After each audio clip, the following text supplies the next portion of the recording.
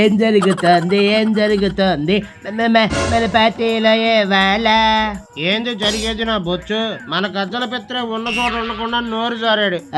అందరూ నాలాగా strong tongue తో ఉంటారా ఏంటి? మనోడు లూజ్ టంగ్ అని తెలుసుగా. ఏందేంది నీది స్ట్రాంగ్ టంగ్?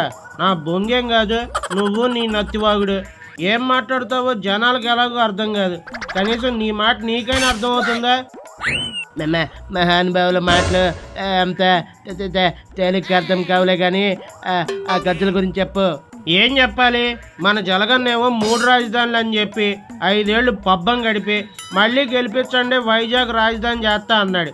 జనాలకి సీన్ అర్థమైపోయి పక్కన పడుకోబెట్టారు. అదంతా తెలిసిన స్టోరీగా.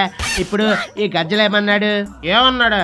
ఈసారి మన వైసీపీ పార్టీ అధికారంలోకి వస్తే అమరావతి రాజధాని అని చెప్తున్నాడు. మన జలగన్న తాడేపల్లి నుంచి పరిపాలిస్తాడు అంటున్నాడు. సచ్చింది గొర్రె. మరి అప్పుడు 3 రాజధానులు అని చెప్పి ఇప్పుడు ప్లేట్ మారుస్తారా అని జనాలు బండబూతులు తిట్టుకుంటారుగా. జనాలతో పాటు జలగన్న కూడా గజ్జల్ని బండబూతులు తిడుతున్నాడంట.